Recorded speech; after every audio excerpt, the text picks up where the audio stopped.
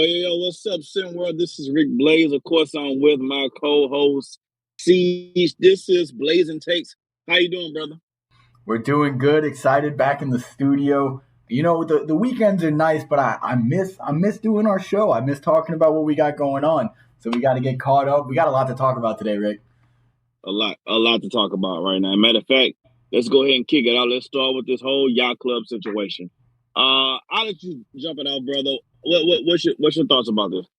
Look, my initial thoughts are, and some people have said this, it's a little bit dramatic. We're talking about a prep team here.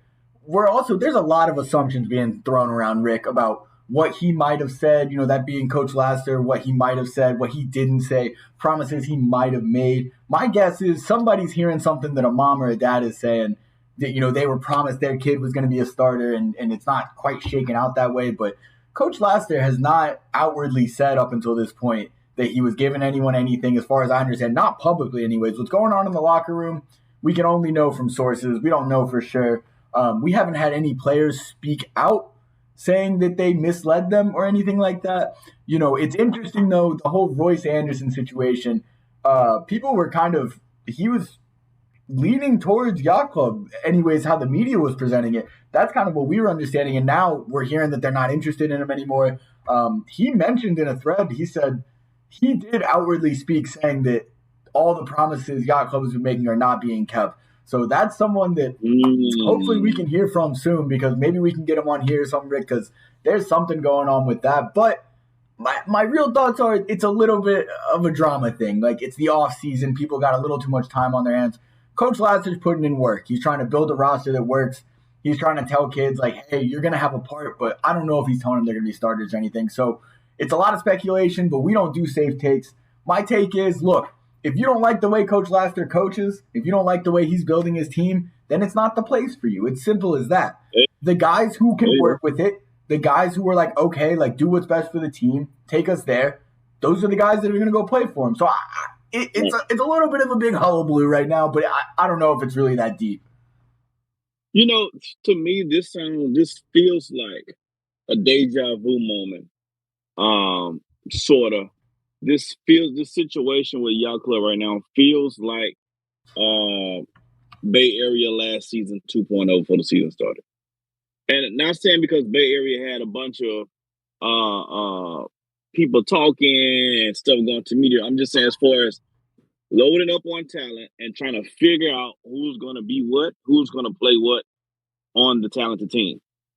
This feels like see Bay Area, see Coach Pope last season to see how this is going to work. They had on paper, they was crowned, they was written in, they was given the keys, they was given the championship before the season even started, and got bounced in the first round.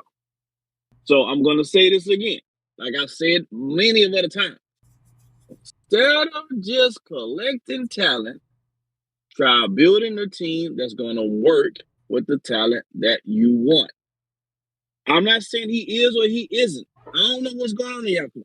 It is Miami. It is Florida. There's a lot going on in Miami. I love me some Miami. So I can see I can keep stuff stirred up. The women and situation down there will allow you to keep stuff stirred up. But again, I don't know how much of it is true, false, or indifferent. But it sounds like right now, it feels like this is Bay Area 2.0. They upped the ante, they upped the stakes. And if it continues the way the Bay Area last season went, we're going to be doing all this talking about talent, and they're going to be sitting their behinds down going fishing real early come race to one time. Yeah, I can see that. I think my whole thing is like, what Coach Laster's doing here is he's talking to all the good recruits. It's the same way, I know you know about this. Like, you go out to the club and, like, you're not going to talk to one good-looking girl. Like, you're going to go and, like, you're going to play on your seeds. You're going to it's a numbers game. Comb your prospects. And I think what we're forgetting is, like, we're not even in the official commitment period yet. Like, we are not there. Like, right now, none of this is official. Like, yes, that report came out today that Jay Laster has now accepted an offer to play with the Originators. Now, I know Jay Laster's been jumping around and the media has been reporting on it a lot. And I think, look, we're media guys, so we get it. But some media guys are not. They're not going to wait. They're going to report what they hear. And I think this whole situation has got to be a great cautionary tale for some of these young kids that, like, you got to be careful with what you're putting out there. This is not the NBA. This is not even college. This is you're doing what's best for you. You're building your career. You're building your skill set. You're doing what's best for you. The media doesn't need to know everything. You don't need to put all your stuff out there because then what's going to happen is what you got with the Jay Laster situation. Somebody's making memes about him, just picking teams at random. And like, look, Jay Laster might not care. Jay Laster probably doesn't care. I know him. I've had some great conversations. I know where his head's at. He wants to do what's best for himself. He knows he's got a good relationship with his brother who's coaching down there for the yacht club. And he knows he's got a good relationship with the guys that are still on that team. But I think it's just you got to be careful with these media guys sometimes. And you got to be careful. And Rick, I don't know if you saw this, but in that thread talking about the situation with Yacht Club, there was some internet troll running wild on some of these recruits, and the recruits were feeding into them.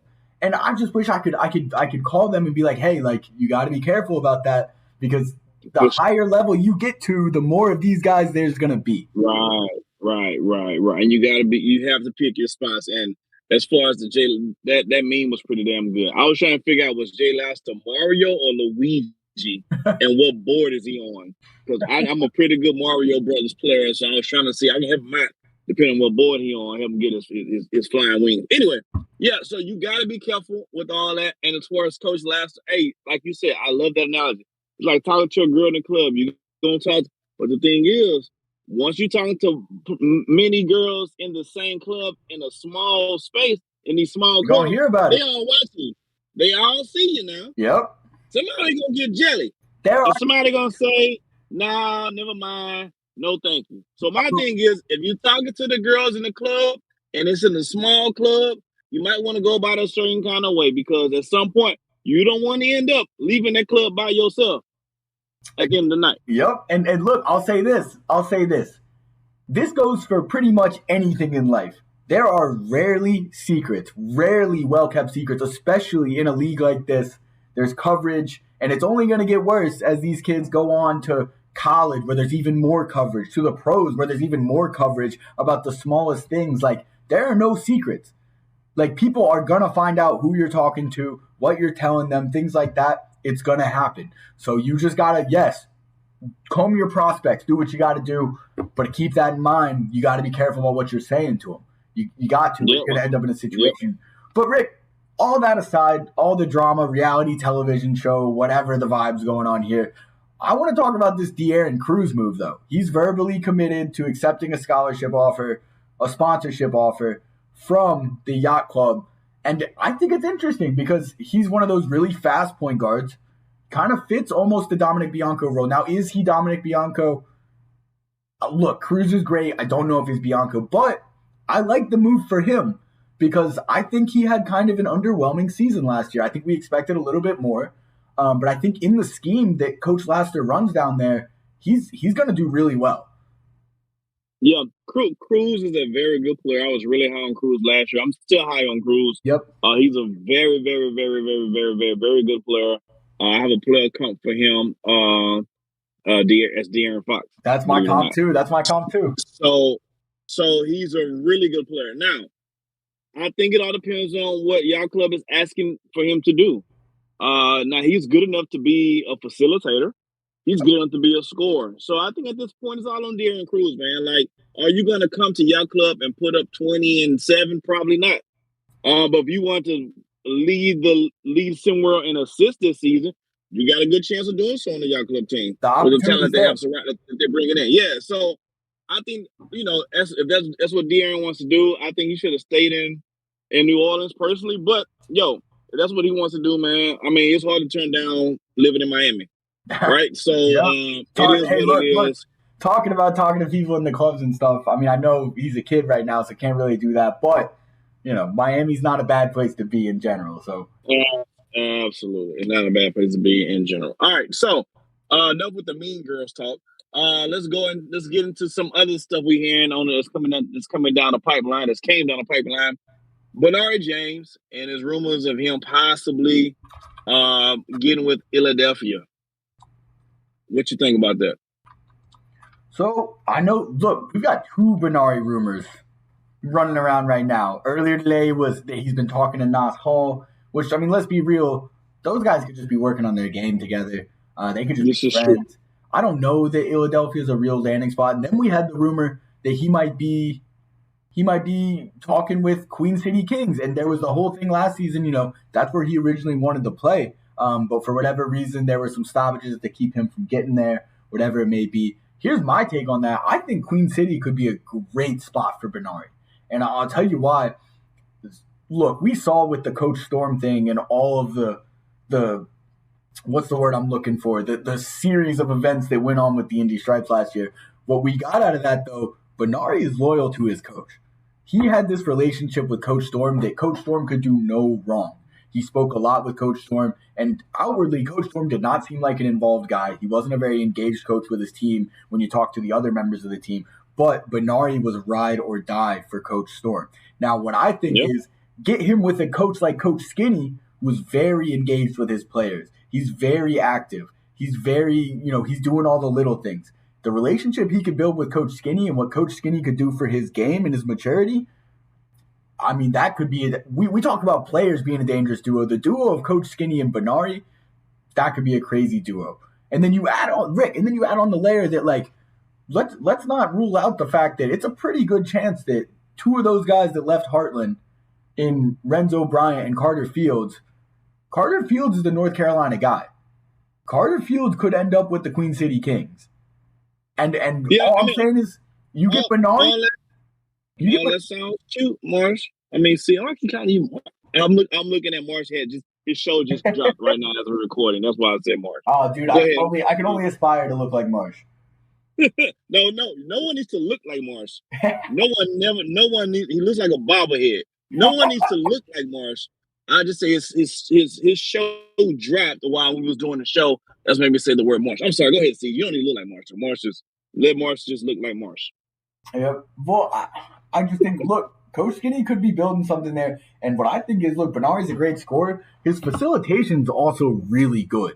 Talk about a guy who could lead the league in assists if he had some good pieces around him. Say that he does go to Queen City, and they also pull in a Carter Fields. You got Bernari throwing lobs up to Carter Fields. You got people for him to facilitate to, a coach that cares and engaged. Bernari could lead the league in assists. That sounds really good. I said, I have one little question to ask you. All right, what you got, Rick? If we doing all that with Queen City, with Bernari James, with Fields, with Coach Skinny, where's Renzo? Look, it's not. That's the issue. Because I believe that Renzo left Heartland for two reasons. One, because Coach Skinny left.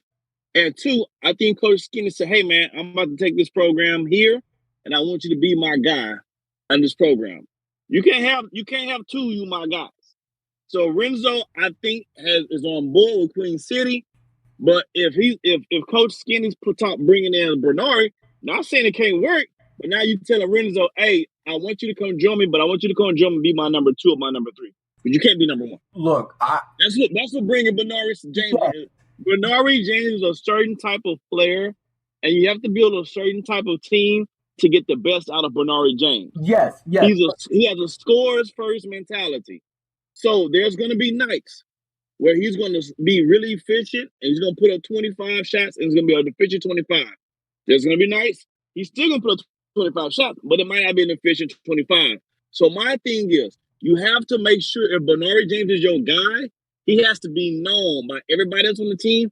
He's my de facto guy. So when he's having a great night or a not so great night, don't come talk to me because I already told you he's my guy. And my problem is, if he's your guy, then what you bringing Renzo Bryant in for? Well, that's the whole thing. Well, like I said, what Coach Skinny does, he cultivates maturity in players. He kept those players motivated and with it and interested through an entire season of a lot of tough losses and a lot of losing in general. And so my thing is, if Coach Skinny is seriously thinking about bringing in Bernari, and that's a real thing, and we're all assuming it. So let's stop beating around the bush.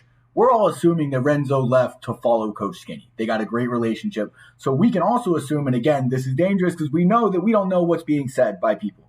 But what we can assume is that Renzo and Coach Skinny are in communication.